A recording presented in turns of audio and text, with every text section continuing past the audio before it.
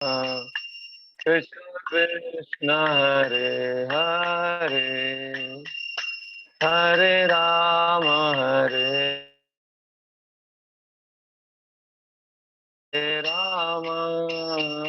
राम राम हरे हरे, हरे कृष्ण कृष्ण कृष्ण हरे हरे, हरे राम राम राम हरे हरे, हरे कृष्ण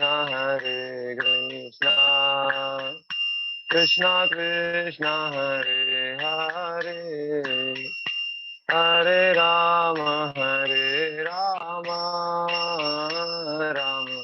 राम हरे हरे, हरे कृष्ण कृष्ण कृष्ण हरे हरे, हरे राम राम राम हरे हरे, हरे कृष्ण कृष्ण कृष्ण हरे हरे, हरे राम राम राम हरे हरे, हरे कृष्ण कृष्ण कृष्ण हरे हरे, हरे राम राम राम हरे हरे, जय जय प्रभुपाद, जय जय प्रभुपाद, जय जय प्रभुपाद, जय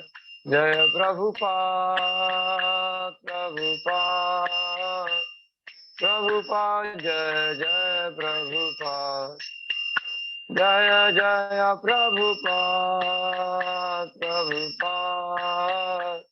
प्रभुपाद, जय जय प्रभुपाद। हरे कृष्णा।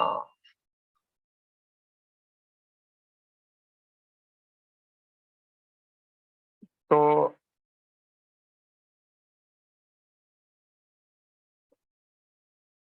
हम आज आज 8वें सत्र में है, और आज के सत्र में हम जानेंगे कि सिद्धांत कैसे पैसे से बढ़कर है। तो पहले श्लोक में अब तक हमने पढ़ा कि पहले श्लोक में मुझसे हम हम हम तक जो चेतना है उससे ऊपर कैसे, मैं और मेरा जो चेतना है उससे हम कैसे ऊपर उठे, उसके बारे में चर्चा किया। दूसरे से 11वें श्लोक में पवित्र भगवान के साथ में गठबंधन किसी कुटिल विचारों के साथ नहीं, इसके बारे में हमने चर्चा किया। 12 से 20वें श्लोक तक हमने भगवान की कंपनियां, उनकी जेब या पैसा हमको चाहिए उसके बारे में चर्चा किया।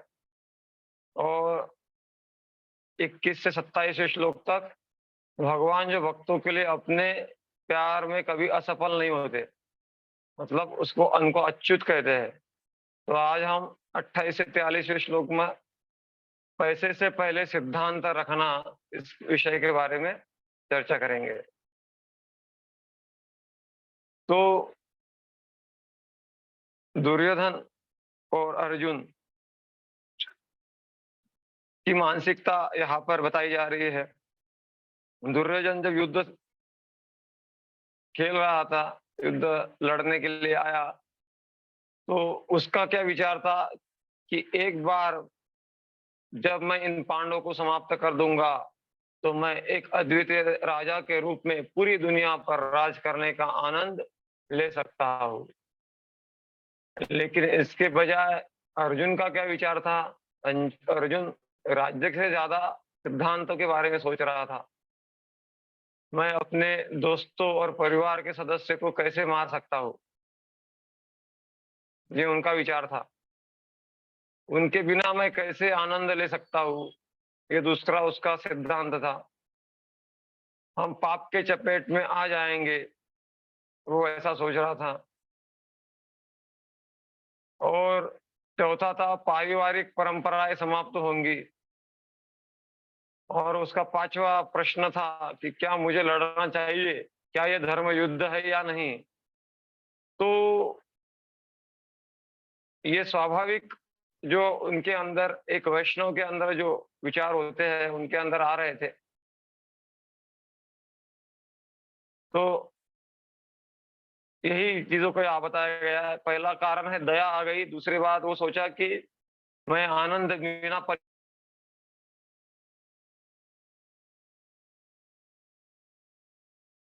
परिवारजनों के ले पाऊँगा कि नहीं? वो पाप की प्रतिक्रियाओं का विनाश होगा और वो समझ नहीं पा रहे थे कि मुझे लड़ाई करना चाहिए कि नहीं।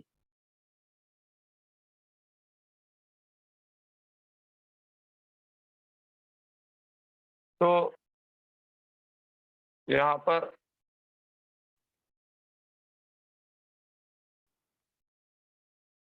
बलदेव विद्याभूषण आचार्य जो है, वो कहते हैं कि भगवान के जो शुद्ध भक्त होते हैं, कभी मोह में नहीं पड़ते हैं। तो अर्जुन कभी मोह में नहीं पड़े थे, उनको मोह में डाला गया कृष्ण के द्वारा। कृष्ण को अर्जुन को निमित्त बनाया गया हमारे लिए। जैसे एक उदाहरण दिया जाता है, प्रभुपाद जी तात्पर्य में उदाहरण देते हैं। जैसे नई बहू होती है, जब ब्याह के आती है, तो उसकी सास है उसको डायरेक्ट नहीं बोल सकती। तो क्या कहती है, कुछ अगर सुधार देना है, तो अपने बेटी को बताती है। हाँ, कुछ भी सुधार बताना है। तो हम जो शुद्ध भक्त होते हैं, भगवान के बेटी जैसे है और हम जैसे बहू जैसे है, तो हमको सुधारना है। तो शुद्ध भक्तों को निमित्त बना के भगवान गीता जैसे ग्रंथ विशेष करके देते हैं। तो यहाँ पर छांदोग्य उपनिषद में जो वर्णन होता है कि अर्जुन क्या बोल रहा है कि हिंसा हमको नहीं करना चाहिए किसी के साथ में। रामानुजाचार्य भी बताते हैं कि सबके साथ में मित्रता होना चाहिए, किसी के साथ में हमको हिंसा नहीं करना चाहिए। तो ये जो है उनका विचार सही है, लेकिन अभी वो धर्म युद्ध खेल रहे हैं, धर्म युद्ध लड़ाई के लिए आ रहे हैं। तो वो बोले कृष्ण को, सेनयोर उभयोर मध्ये रथम स्थापयामि अच्युत। मेरा रथ स्थापन, वो देखने जा रहे थे, वो देखते ही हम क्या हो गए, मुंह में पड़ गए। और वो क्या देखते बोल रहे, सर्वान बंधुन, सबको बंधु के रूप में देख रहे हैं। और फिर वो रोने लग गए। तो सैन्य निरीक्षण के बाद में अर्जुन क्या हो गए, विषाद में पड़ गए। और उसका कारण क्या था, भौतिक आसक्ति, लगाव। तो ये आसक्ति के कारण तो दुर्योधन जो है लालच के कारण मुंह में पड़े थे, और अर्जुन है वो मोह मतलब आसक्ति के कारण मुंह में पड़े थे। तो दोनों ही परिस्थितियों में व्यक्ति क्या है, मोह में पड़ता है। तो मोह जो है ये दुख का कारण है। वो आसक्ति हो या लोभ हो, दोनों ही परिस्थितियों में मोह तो होता ही है। लेकिन केवल आध्यात्मिक दृष्टि से ही क्या होता है, हम वास्तविक हमारा हित किसमें है वो हम देख सकते हैं। तो यहाँ पे वर्णन होता है 28वें श्लोक में, अर्जुन के अंग कांप रहे हैं, मुंह सूख रहा है, अपने रिश्तेदारों को देखने के बाद की प्रतिक्रिया वहां पे वर्णन है। तो सबसे पहला उनका ये था कि उनको दया आ रही थी। ये आर्गुमेंट नंबर 1, इसको आप ध्यान से सुनिए। तो आर्गुमेंट नंबर 1 क्या है उनका, कि उनको दया आ रही है। श्री अर्जुन वाच दृष्टेवं दृष्टेवं स्वजनं कृष्ण युत्सं समुपस्थितं सिदन्ति मम गात्राणि मुखं च परिशुष्यति। तो शुद्ध भक्त का हृदय जो है स्वाभाविक ही कोमल होता है।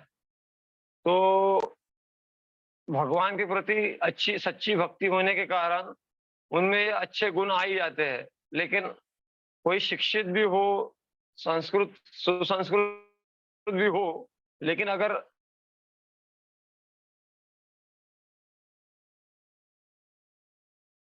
भगवान का भक्त नहीं है, तो अच्छे दिव्य गुण, दया, ये भगवान की कृपा से ही अच्छे गुण हमारे जीवन में आते हैं। तो यहाँ पे बोल रहे हैं 29वें श्लोक में, अर्जुन का शरीर काँप रहा है, सिर के बाल खड़े हो गए और गांडीव फिसल रहा है, तो त्वचा जल रही है। वेपुतश्च शरीरे मे रोमहर्षश्च जायते, गांडीव संसृते हस्तात् त्यक्चैव परिदह्यते। तो वो क्या कह रहा है, वेपुतश्च शरीरे में रोमहर्षश्च जायते, मतलब उनके शरीर काँप रहा है और रोमांच खड़े हो रहे हैं, और गांडीव क्या हो रहा है, गिर रहा है, त्वच परिचय परिदह्यते, और त्वचा जल रही है। तो तात्पर्य में इस श्लोक के प्रभुपाद जी अ, जो है आध्यात्मिक परमानंद के बारे में बताते हैं, और महान भय और भौतिक स्थिति के बारे में बताते हैं। तो जब ये सारे लक्षण आध्यात्मिक परमानंद के कारण होते हैं, तो कोई भय नहीं होता है। ये लक्षण जो आध्यात्मिक परमानंद में भी आते हैं। लेकिन जब महान भय होता है, या आसक्ति होती है, शारीरिक आसक्ति, तो वहां पे भय होता है। तो अर्जुन के जो लक्षण है, ये शारीरिक की आसक्ति के कारण, अपने रिश्तेदारों के प्रति आसक्ति के कारण है। तो वो सगे संबंधियों को जान जाने का, उनके जो जान है वो मर जाएंगे, ऐसा उसको डर लग रहा है। और जीवन की भौतिक अवधारणा, जैसे कि आत्मा क्या है, नश्वर है, वो सोच रहा है, लेकिन न जायते मृत व कदाचित, वो सोच नहीं पा रहा है। तो 30वें श्लोक में अर्जुन के आगे के लक्षण और केवल दुर्भाग्य के कारणों को वो अर्जुन देखता है इस श्लोक में। तो क्या देख रहा है, न त शक्नोम्यवस्थातुं भ्रमतीव मच मे मनः, निमित्तानि च पश्यामि विपरीतानि केशव। तो इसके पहले जो श्लोक में थे,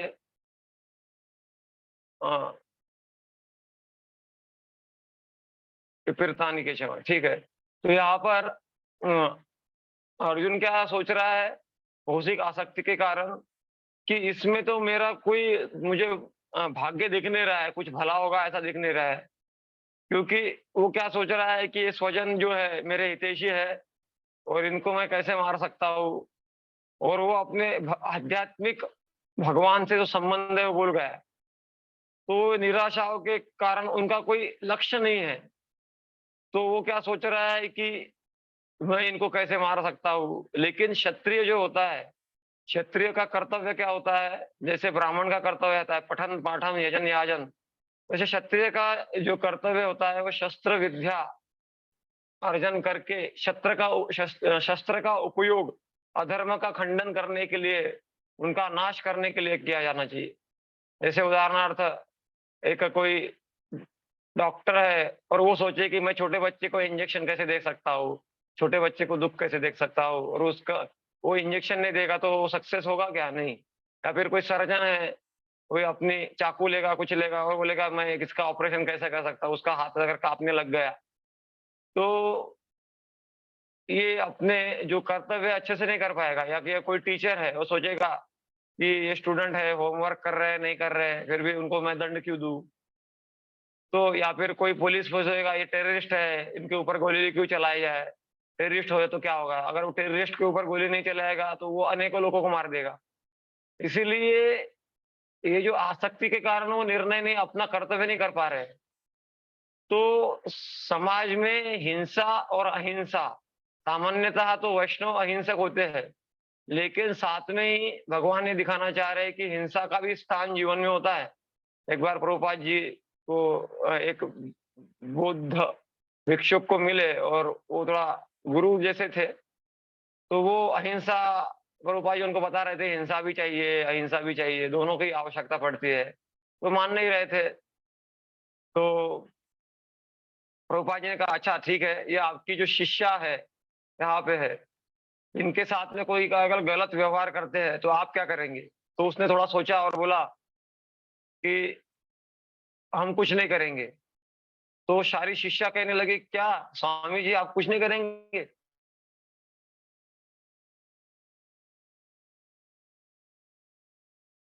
हम आपके शिष्य है, तो फिर वो रोने लग गए, कुछ नहीं करेंगे। क्या अहिंसा? तो समझ में आया उनको कि ये हिंसा का भी एक स्थान है जो अधर्म के विरुद्ध किया जाता है।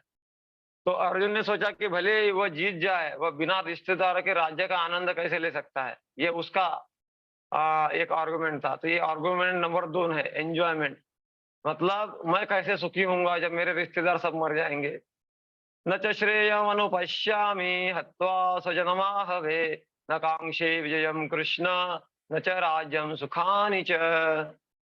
तो वो ये नहीं जान पा रहा है कि युद्ध करने पर अगर वो मर भी गया तो उसको स्वर्ग मिलेगा। अगर भक्ति युक्त कर्म किया तो उसको आध्यात्मिक जगत मिलेगा। लेकिन क्योंकि वो देहात्म बुद्धि में आसक्त है, देह के बारे में स्तर पे ही सोच रहा है, तो वो सोच रहा है कि मैं अपने संबंधियों को मारूँगा तो कैसे मैं सुखी होऊँगा, लेकिन संबंधी तो असुर है ना। तो इसीलिए वो क्या सोच रहा है, मैं संन्यास ले लेता हूँ, ऐसा वो सोच रहा है। हम वास्तविक में आध्यात्मिक जगत में थे और आध्यात्मिक जगत से आए हैं, और भगवान सर्वोच्च व्यक्ति है वहाँ पर, और सभी जो आत्माएँ उनकी शाश्वत दास है।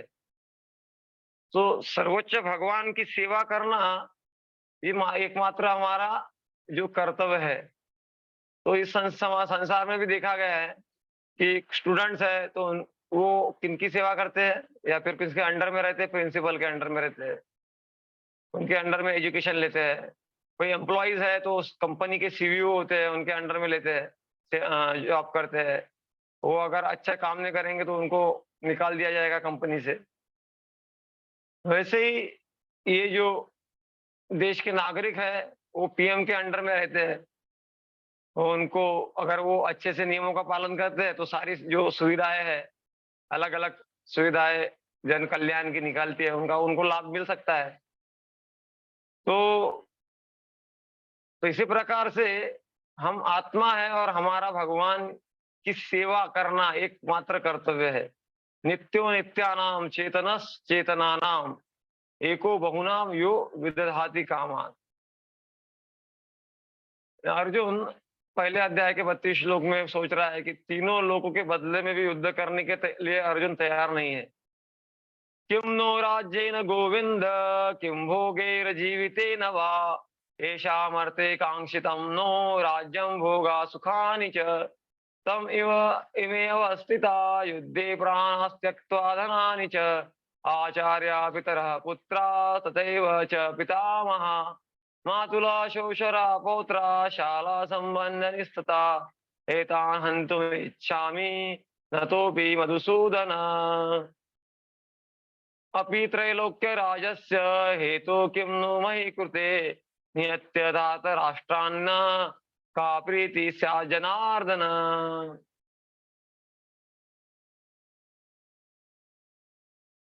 तो इस प्रकार से वो बोल रहे हैं इस श्लोक में, जैसे आपने देखा है, आचार्य पितरा पुत्रा तथैव पितामह मातुला श्वशुरा पौत्रा शाला संबंधिना तथा।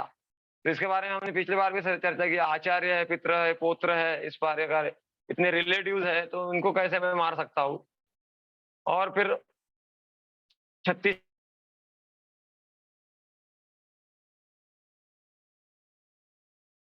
श्लोक में सोच रहे हैं, पाप कर्मों से भयभीत तस्मान आरहा वयम हंतुम धार्तराष्ट्रान् स बांधवान्, स्वजनम ही कथम हत्वा सुखिना श्याम माधव। तो वो सोच रहा है कि मैं कैसे ये पाप पूर्ण कार्य कर सकता हूँ, इनको कैसे मार सकता हूँ, क्योंकि किसी को मारना तो पाप है ना। तो यहाँ पर आचार्य बताते हैं कि 6 प्रकार के आतताई होते हैं। यहाँ पे कॉर्नर में दिया गया है श्लोक, अग्निदो गर्धश्चैव शास्त्र पानी धनापह क्षेत्र दारापहरी स्वच्छाद एते ही आततायिन। इस प्रकार के आततायिनी होते हैं। इसको वशिष्ठ श्रुति से बलदेव विद्याभूषण विश्वनाथ चक्रवर्ती ठाकुर ये श्लोक को कोट करते हैं। तो 6 प्रकार के आतताई कौन से होते हैं? एक तो है जो विष देता है दूसरे को, वो आतताई बोला गया है। और दूसरा होता है जो दूसरे के घर में आग लगाता है। तीसरा होता है घातक हथियार से अटैक करता है। चौथा होता है धन लूटता है। पांचवा होता है दूसरे के जमीन का कब्जा करता है, और छठा होता है दूसरे की पत्नी का अपहरण करता है। तो ऐसे लोगों को मारने में कोई पाप नहीं है, ऐसा अर्थशास्त्र के अनुसार बताया गया है। तो और ये पांडवों ने सब कुछ किया था, और कौरवों ने पांडवों के साथ में सब कुछ किया था। ये जैसे विष देना है, भीम को विष पिलाया गया था, आग लगाया गया था, लक्षागृह में उनको जलाया गया, और घातक हथियारों से तो वो लड़ने के लिए तैयार ही है। धन भी लूट लिया, उनका राज्य ही ले लिया था, और उनके जमीन को कब्जा कर लिया था, और उनकी पत्नी का वस्त्रहरण करने का प्रयास किया था। इस प्रकार से ये सब आतताई है। तो लेकिन दुर्योधन को जब बताया गया ये, तो दुर्योधन ने कहा कि ये तो ठीक है अर्थशास्त्र के अनुसार, लेकिन धर्मशास्त्र के अनुसार अपने जो रिलेटिव्स है उनके साथ में ऐसा कैसे कर सकते हैं? हाँ, जैसे कोई अपने भाई के साथ झगड़ा हो गया तो हमको कोर्ट में नहीं जाते, कोर्ट में जाना पसंद नहीं करते, बाहर के बाहर ही निपटाने का प्रयास करते। तो वैसे ही धर्मशास्त्र के अनुसार ये तो ठीक नहीं है, सोच रहा है अर्जुन। तो यहाँ पर 3 भाइयों के बीच में तुलना की गई है कि एक तो प्रसिद्ध है रावण। तो रावण क्या चाहता था कि सारे संसार का राजा होना चाहता था, और उसकी प्रवृत्ति क्या थी कि दूसरे आदमी की पत्नी को चुराना है, ये उसकी प्रवृत्ति है। हाँ, मतलब उसको सिद्धांत से कुछ लेना देना नहीं है। और कुंभकर्ण उसका भाई, उसके लिए भी सिद्धांत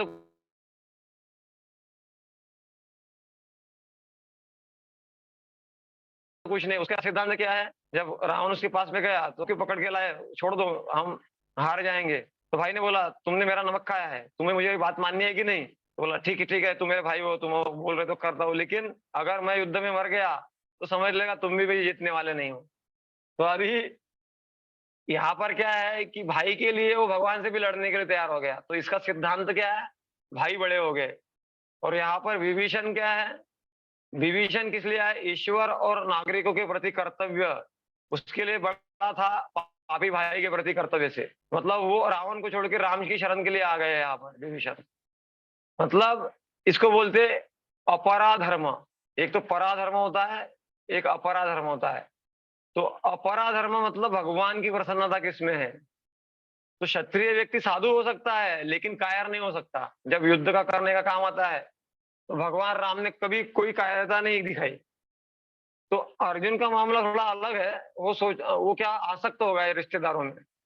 वो साधुता तो है लेकिन वो आसक्त हो जाने के कारण वो युद्ध कर नहीं पा रहे हैं। तो यहाँ पर अर्जुन अपने परिवार को नष्ट करने के बाद पापी पत्रिका से डरता रहा है, वो डर रहा है। 37वें और 38 श्लोक में, यद्यपि न पनश्यन्ति लोभोपरत चेतसा कुलक्ष कृतम दोषम मित्रद्रोहे च पातकम कथम न गेयमस्माभिः पापादस्मिन् निवर्तितुं कुलक्षय कृतं दोषं अपपश्यद्भिर्जनार्दन। अर्जुन देखता है कि लोभ के कारण विरोधी पक्ष एक दूसरे से लड़ने और मारने के लिए तैयार है। विरोधी पक्ष तो उनको पूछा गया कि अर्जुन को पूछा गया कि अर्जुन ये तो ठीक है कि तुम लड़ना नहीं चाहते, लेकिन वो तो लड़ने के लिए तैयार है ना, उसका क्या? तो अर्जुन क्या सोच रहा है, वो ठीक है, वो तो लोभ के कारण उनकी मति मारी गई है, उनको समझ में नहीं आ रहा है लड़ना नहीं चाहिए, युद्ध नहीं करना चाहिए। अर्जुन युद्ध के परिवार का नाश के बारे में सोच रहा था, और उसको लग रहा है कि इतना ऐसा खुद के परिवार के जनों को मारना, इसे पाप क्यों करना। तो वो देख रहे हैं कि वो लोग तो अंधे हैं लेकिन मैं क्यों अंधा बनूं, ऐसा वो अर्जुन सोच रहा है। तो अर्जुन क्या देख रहा है, अर्जुन ने 39वें श्लोक में, कुलक्षये प्रणश्यन्ति कुलधर्मा सनातना धर्मे नष्टे कुलम कुलम कृष्णम अधर्मो अभिवद्युत। तो वो क्या सोच रहा है, ये हमारा फैमिली है, ये देखिए बहुत बढ़िया फैमिली है यहाँ पर, तो ये सब खत्म हो जाएगा तो फिर क्या होगा, तो बुजुर्गों की मौत हो जाएंगी तो राजवंश नष्ट हो जाएगा और अधर्म बढ़ जाएगा, और इस प्रकार आध्यात्मिक जो मोक्ष है उसका मौका हम खो देंगे। तो यहाँ पे वही चीज बताई गई है, जब कुल नष्ट हो जाता है तो फैमिली जो कुल जो परंपरा नष्ट हो जाती है, और फिर अधर्म में हम लोग लग जाते हैं। तो जैसे मैं धर्म की बात कह रहा था कि 2 प्रकार के धर्म हैं, परो धर्मो और अपरो धर्म।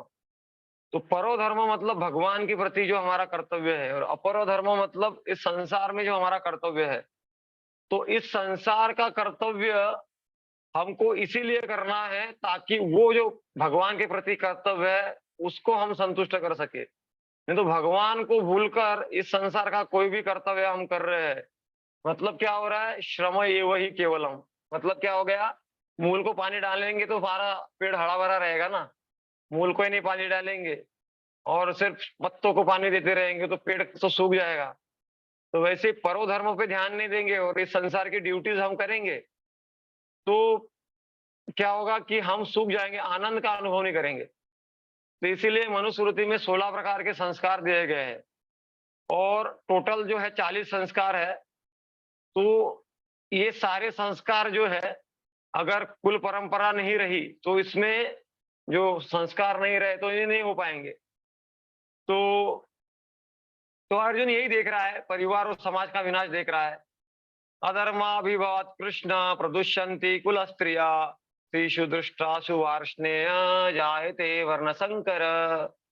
तो वो बोल रहे हैं कि अगर बड़े लोग मर गए परिवार के तो स्त्रियां रह जाएंगी, और स्त्रियां फिर भ्रष्ट हो जाएगी, और फिर भ्रष्ट स्त्रियां जो पर पुरुषों का संग करेगी तो जो संतानें उत्पन्न होगी वो क्या होगी, वर्ण संकरा। मतलब जिनका कोई अपने ऊपर कंट्रोल नहीं रहता है, मतलब कोई, मतलब अच्छे जो सद्गुण होने चाहिए संतानों में नहीं होते हैं। तो यही बताया गया है, परिवार ये जब हमने किया, महिलाएं प्रदूषित होगी, वर्ण संकर हो जाएंगे सारे। संकरो नरकायेव कुलज्ञाना कुलस्य च पतन्ति पितरेषां लुप्त पिंडोदक क्रिया। तो ऐसे संकर, वर्ण संकर जब पैदा होंगे, ऐसे बच्चे पैदा होंगे तो वो नरक में जाएंगे पक्का। और फिर ऐसे जो लोग हैं, पतंती पितरो येषाम लुप्त पंडोद, और फिर जब वो अपने माता पिता मरते हैं और उनको पिंडदान करना होता है, तो ऐसे पुत्र कोई काम के नहीं होते पिंडदान करने। तो इसीलिए अर्जुन ने क्या, वर्णाश्रम व्यवस्था की विफलता देखी उन्होंने कि वर्णाश्रम धर्म जो है ये नष्ट हो जाएगा अगर हम ऐसे सबको मार देंगे युद्ध में। तो ये इस प्रकार से उन्होंने डिस्ट्रक्शन देखा, जैसे बड़े लोग मर जाएंगे तो फैमिली ट्रेडिशन मतलब जो परंपरा नष्ट हो जाएंगी, फिर अधर्म बढ़ जाएगा, फिर चौथे स्टेप में सारी स्त्रियां दूषित हो जाएगी, फिर गलत संतानें उत्पन्न होंगी, और सब लोग क्या हुए, नरक में चले जाएंगे। तो ये अर्जुन दे रहा है। दोषे रेते कुलग्नाना वर्ण संकर कारके उत्साद्यन्ते जाति धर्मा कुल धर्मा शाश्वता। तो इस प्रकार के संतानें जब पैदा होगी तो जरूर वो पूरे कुल को नाश कर देंगी वर्ण संकर, और फिर सब वो नरक में जाएंगे। तो उत्सन्न कुल धर्माणाम मनुष्याणाम जनार्दन नरके नितम वासो भवितत्व अनुशुश्रुमा। तो वो वही कह रहे हैं अर्जुन यहाँ पर कि मैंने सुना है हे कृष्ण कि जिसका कुल नष्ट हो जाता है तो फिर संतानें ऐसी उत्पन्न होती है और वो सारे लोग जो है नरक में चले जाते हैं। मैंने ये सुन के रखा है, ऐसा अर्जुन कह रहे हैं। तो यहाँ पर 43वें श्लोक में अर्जुन कह रहा है, तो यही वर्णाश्रम सिस्टम के बारे में चार्ट में बताया गया है जो मैं अभी बता रहा था कि वो नरक में चले जाएंगे, या फिर स्त्रियां जो है दूषित हो जाएगी, वर्ण संकर उत्पन्न होंगे। तो यहाँ पर हम समाप्त करते हैं। तो यहाँ पर हमारा 8वां सेशन समाप्त हुआ। अगले सेशन में हम देखेंगे कि भगवान ने इतना अच्छा आर्गुमेंट सुना अर्जुन का, इतना अच्छा आर्गुमेंट सुनने के बाद भी कृष्ण ने युद्ध को क्यों नहीं रोका, इसके बारे में हम अगले सत्र में 9वें सत्र में सुनेंगे। तो इसको आप ज्वाइन करिए, अभी अगले बुधवार को ये सत्र होगा। हरे कृष्णा। कोई प्रश्न है तो आप व्हाट्सएप में टाइप करके बता सकते हैं। ठीक है, अभी क्या आपका कोई प्रश्न है क्या? हाँ प्रभु जी, वो आप नन व्हाट्सएप पे क्वेश्चन भेजा था, लेकिन आपने हाँ, आप नहीं, ये 17 से संदर्भ में कोई प्रश्न है क्या? हाँ 17 के संदर्भ में ही है। 17 के संदर्भ में जो प्रश्न हो तो आपका वीडियो थोड़ा चालू करिए आप, मुझे थोड़ा। हाँ, तो 17 के 17 के तो क्या संबंध में क्या था। हाँ, 17 के बाहर का कोई प्रश्न होगा तो आप पर्सनली कॉल करके पूछिए। हम्म, और प्रश्न 17 के संदर्भ में होगा तो आप पूछ लीजिए अभी। तो परा और हाँ। अपरा शक्ति यानी क्या होती है, वो पूछना था। परा शब्द का अर्थ होता है ये संसार के परे, और अपरा अच्छा मतलब जो ये संसार के जो परे नहीं है उसको बोलते हैं अपरा। अच्छा तो अच्छा अच्छा। परा मतलब जैसे जैसे भगवत गीता में एक श्लोक आता है ना, भूमिरापो अनलो वायु खम मनो बुद्धिरेव च अहंकार इति अम्मे भिन्ना में प्रकृतिरष्टदा। तो ये जो है अपरा प्रकृति है भगवान की। और परा प्रकृति क्या है? तो ये जीवभूत महाभाव यस्य जीवभूत महाभाव, ये परा प्रकृति है भगवान बोलते गीता में कि अपरेयम इतस्तु मन्याम प्रकृति विद्धि में पराम जीवभूत, प्रकृति विद्धि में पराम जीवभूत महाभाव यह यदम धार। तो ये श्लोक में वर्णन आता है परा और अपरा। तो अपरा मतलब भौतिक जगत, इसको अपरा बोला जाता है, और आध्यात्मिक जगत उसको परा बोला जाएगा। तो आध्यात्मिक जगत और आध्यात्मिक जगत में जो भगवान है उसके संबंध में जो हमारा धर्म है उसको परा धर्म हुआ, परो धर्मो। सवै पुंसाम परो धर्मो यथो भक्ति रजोक्षजे अवै तुकी अप्रतिहता ययात्मा सुप्रसिद्धति। आत्मा की प्रसन्नता चाहते हो, अगर वास्तव में सुखी होना चाहते हो, तो सवै पुंसाम परो धर्मो को जीवन में अपनाओ। तो परो धर्म क्या है? तो भगवान की सेवा करो, भगवान ने जो बताया उसके अनुसार कार्य करो, तो उसको बोलते हैं परो धर्म। और अपने मन के अनुसार जब हम करते हैं तो उसको बोलते हैं अधर्म। और जब हम कुछ स्वार्थ मतलब परिवार के मेंटेनेंस के लिए करते हैं तो उसको बोलते हैं अपरो धर्म। समझ रहे? हम्म। मतलब एक होता है परो धर्म, एक होता है अपरो धर्म, और एक होता है अधर्म। तो अभी ओके। अपरो धर्म तो भी ठीक है, लेकिन अधर्म बिल्कुल ठीक नहीं है, तो नरक में जाएगा डायरेक्टली। अच्छा, ठीक है। तो हरे जीवात्मा कृष्णा। जीवात्मा परा शक्ति है क्या जीवात्मा? हाँ, कोई श्लोक में कोट किया ना अभी आपको, अच्छा अपरे अच्छा। अमितस्तुम अन्याम, अन्य अपरे है जी, प्रकृति विद्धि में पराम। और प्रकृति जीवभूत जो है पराम प्रकृति है, परा प्रकृति है जीव। ठीक है। ठीक और है। आप समय निकाल के आइए और बात करेंगे। ठीक है। हरे कृष्ण। हरे हाँ, कृष्ण।